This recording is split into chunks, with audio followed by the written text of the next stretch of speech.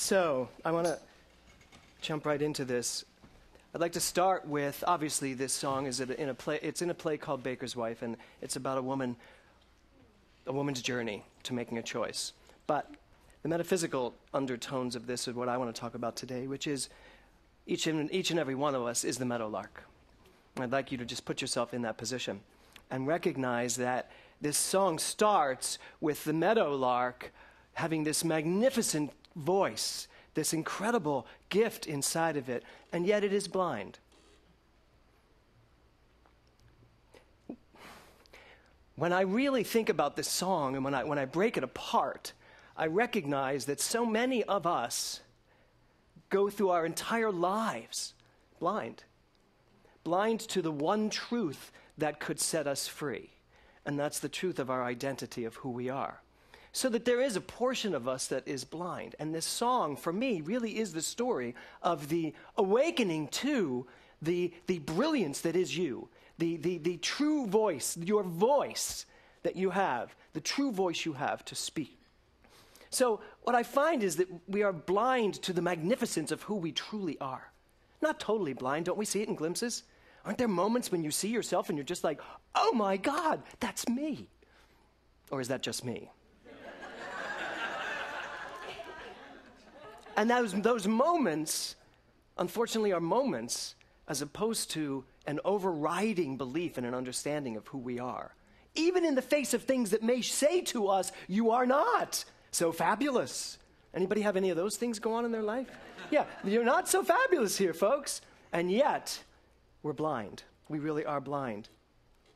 And then, I think about the king in the story. The king that finds this incredible gift, this incredible voice, this beautiful being, and puts it in a cage and takes care of it. And the meadowlark lives in this cage. But the meadowlark lives in a cage getting everything it needs, it thinks.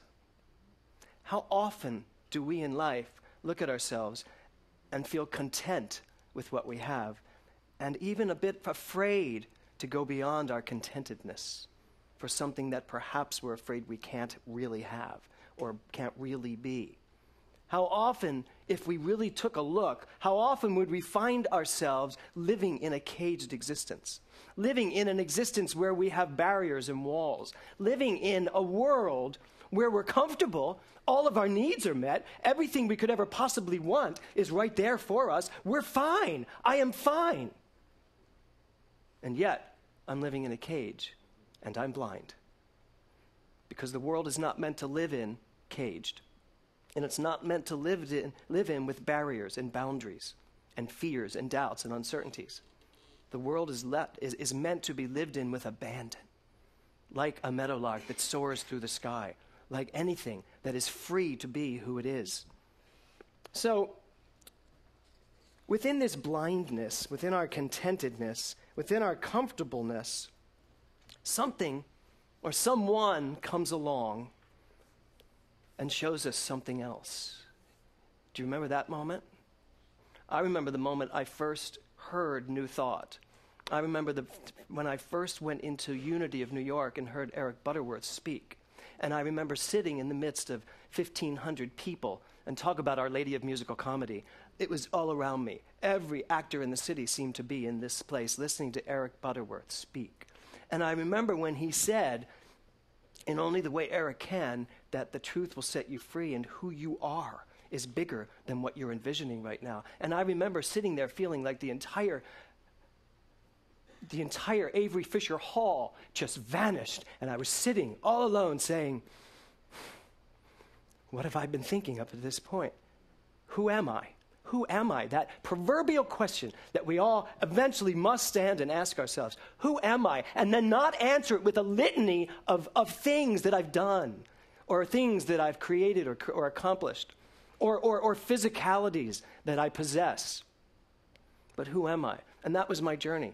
And Eric Butterworth was a brilliant first teacher, because my second teacher, Dr. David Walker, was more of the slap you in the face type and say, get over it. Blanche, yes. Everyone was Blanche to Dr. David. And I used to think it was the Blanche from I used to think it was Blanche from Streetcar, but he told me no, it was the Golden Girls. And Dr. Walker was the perfect teacher for me because he really did not put up with a lot of bull. He really called you onto the carpet, or the linoleum, as he would say. He would call you onto the carpet and really force you to look at yourself and ask yourself, who am I? And not answer it with a caged-in, studied answer. So for me, Science of Mind came along like that king, like the God in the story. Science of Mind came along, and I would no longer be comfortable living the life I was living. And I was living a pretty good life. I'd already starred on Broadway. I was in LA starring in a big show that I'd written, great reviews, signed by CAA, across the board, director, writer, actor. My life seemed to be right in front of me. It was going to just explode. And then this God comes along and says, no, you're God. Even that, what you're thinking, is not far enough. You need to think bigger. You need to be who you are, and that is God. So I imagine you all have something or someone that has come along and you suddenly realized, this is a bigger story than the one I'm telling. This is a bigger play than the one I've cast myself in. This is a bigger role than the one I feel comfortable in. And there's a moment when you ask yourself, is it okay for me to just stay right here in my cage, blind, being fully taken care of, and singing my song? Is it okay? And I am knowing that your answer today is no. It just isn't anymore. When I know the truth, it's going to set me free if I let it, if I allow it to. Fly with me, my meadowlark, fly with me on the silver morning.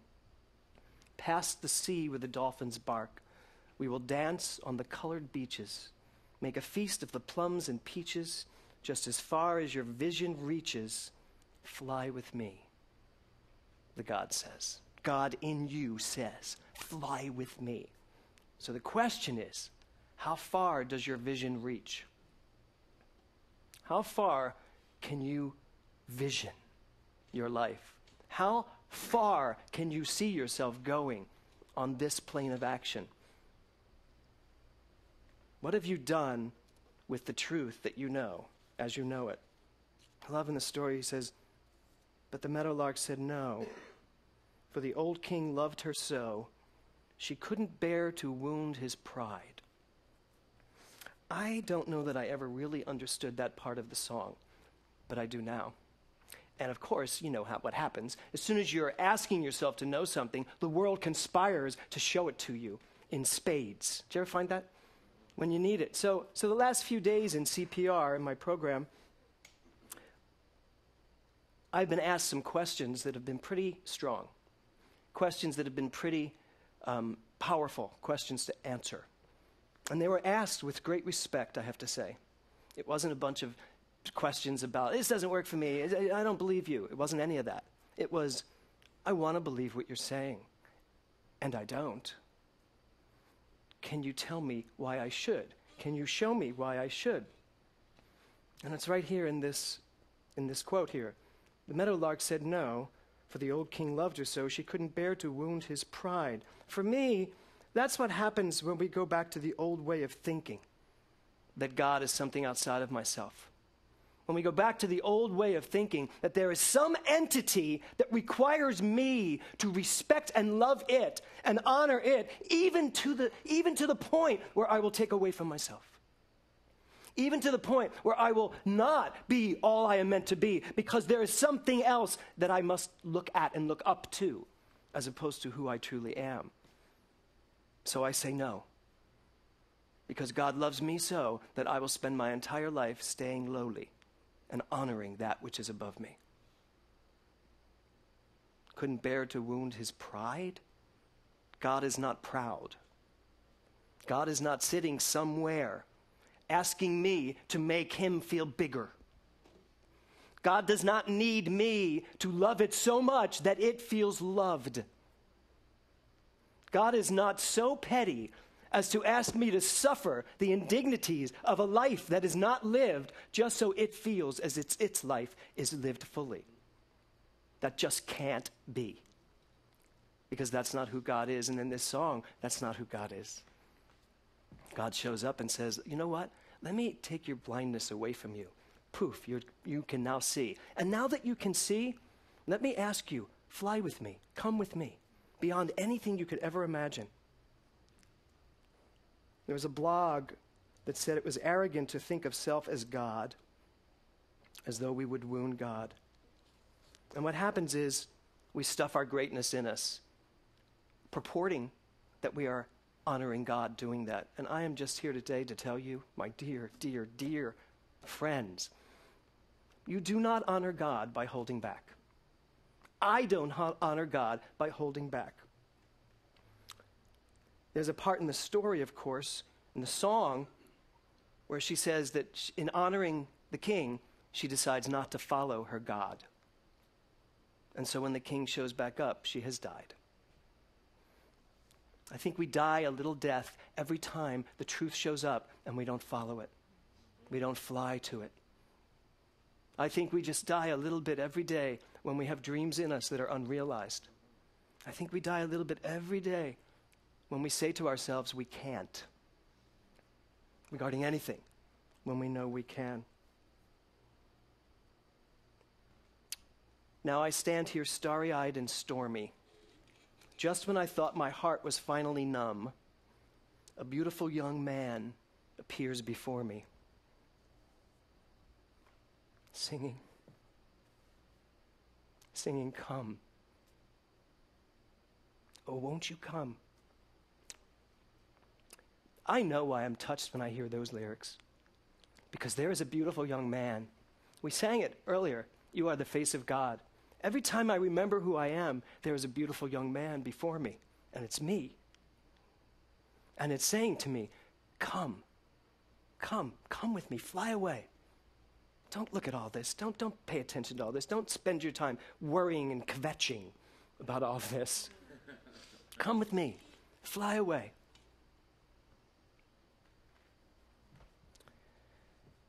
And what can I do if for the first time, the one I'm burning for returns the glow? If love has come at last, it's picked the worst time. Still, I know I've got to go. I love that concept. I love the concept that if finally, I'm ready. Finally, I am ready to just fly away, and yet, it's just not a good time, is it? There's just something else I have to do. Or, I'm not free to fly away right now. I have all of this that has to get done. How many times in your life have you been constricted by things that ultimately, later on, you realize just wasn't that important? You know, last night, myself, my daughter, and my son all had parties to go to. And it was all set. It could not have been set more brilliantly. Because Nora was going to a bat mitzvah in Encino. Will was going to a party in downtown Los Angeles. I was going to a party a little bit into downtown Los Angeles. So I was like, thank you, Jesus. I can go to Encino and drop Nora off by 6:30, get Will down to his party at 7 o'clock at First and whatever, Los Angeles Street, and then go over to the Stratton Hotel and be at my party for 8 o'clock. I can then leave my party at 10 o'clock, pick Will up at 10:30. I can make it all the way back to Encino by 11, which is when Nora's bar mitzvah is over, get home, be in bed by, 11:30, 12 o'clock, and have a lovely day.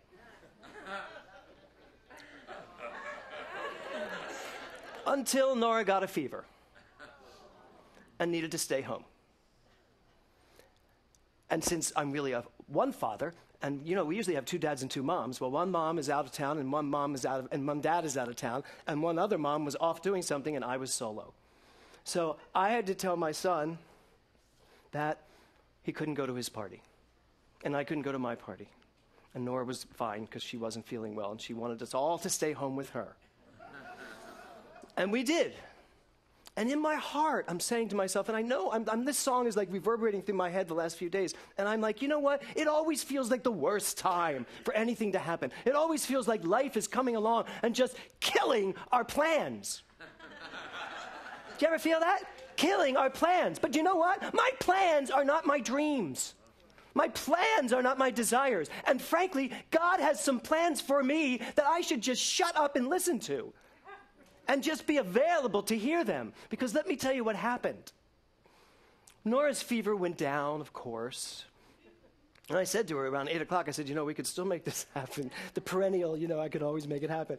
And she said, no, you know what? I'm really happy we stayed home. She said, I love that we're all sitting on the couch together. And I turned to Will, who had been not happy at all.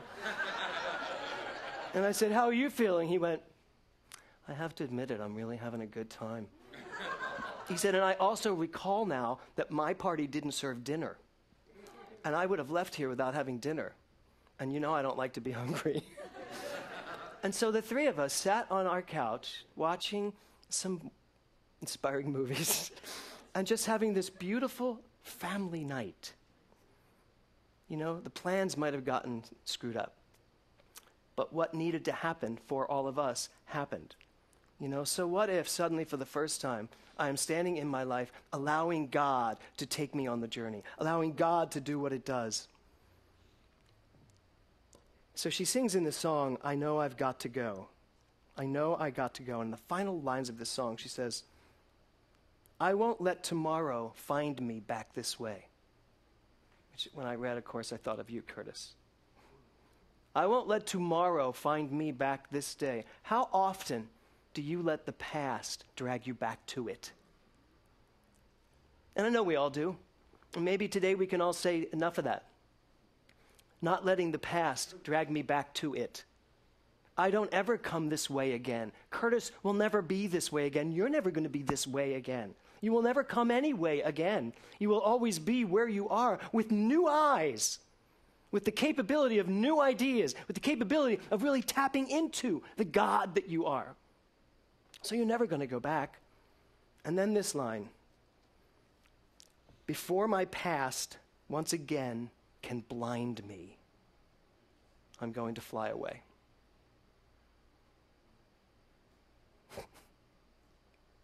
So, when I started this week, I was going to give a talk called Zip It. And that's the title of the talk, Zip It. Not this talk, clearly. And it was because of something that happened to me this week. And I'm going to close with this little story. Because as it relates to this concept of, are we ready to let that voice in us guide us? Or are we going to continue to struggle and fight with all the conditions of the world? So it was very cold one day this week when I was at the gym. And I worked out and I was sopping wet. And as I left the gym with my gloves, my water, my iPhone, which had things hanging from it, and I had a jacket on, but it was wide open, but I was soaking wet. And I walked out of the gym, and it was freezing. And my car was at the other end of the lot, and I was freezing. And I thought to myself, I heard in my head, put everything down, stop, zip up your coat, and then you'll feel fine. I didn't. Of course not. I kept walking, trying to zip it up, dropped the water, picked up the water, lose the phone, drops down the back of my shirt. It was just, I looked like Jerry Lewis leaving the gym. And so, here's the thing though. I kept hearing the voice saying, just stop and zip it up. Just stop and zip it up. But there's a part of me that's like so stubborn that's just saying, I can do this. I can do this. Drop, drop, drop. I can do. So I finally got to the car, and I tell you, I was like chilled to the bone.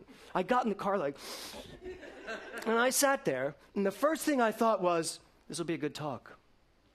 Really, that's the first thing I thought. This is going to be a good talk, where I knew exactly what to do, and I didn't. And I heard the voice calling me to just zip it.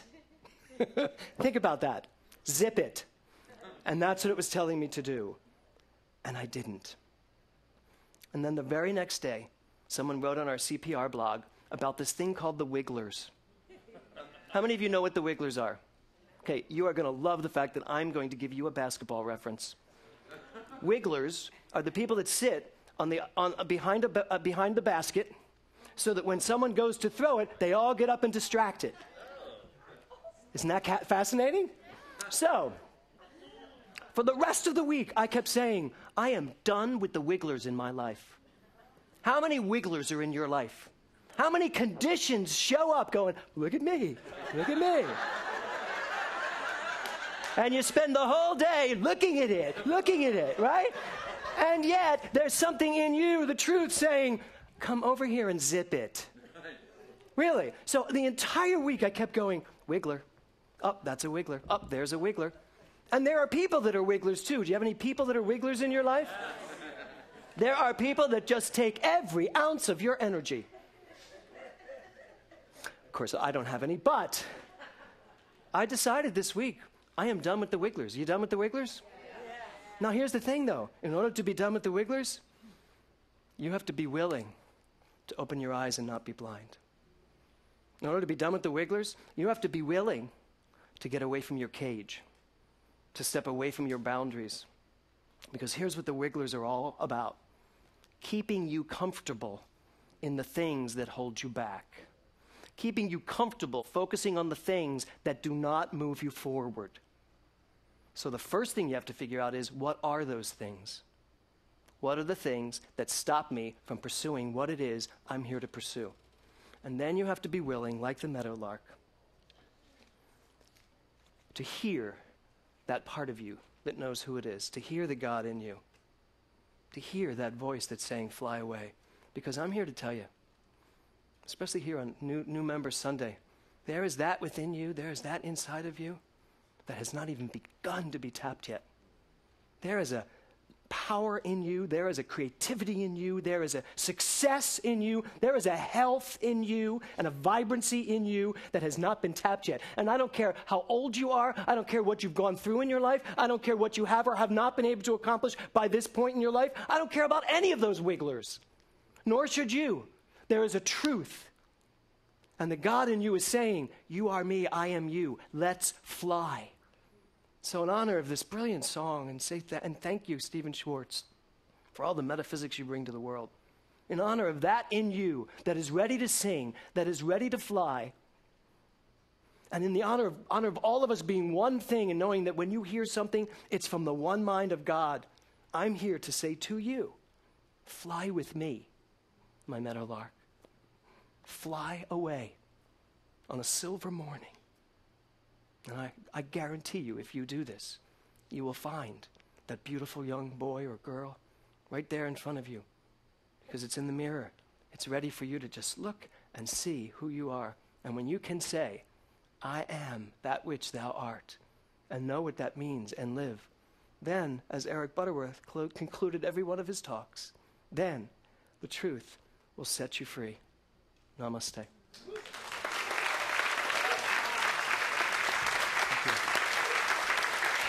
Thank you. Thank you.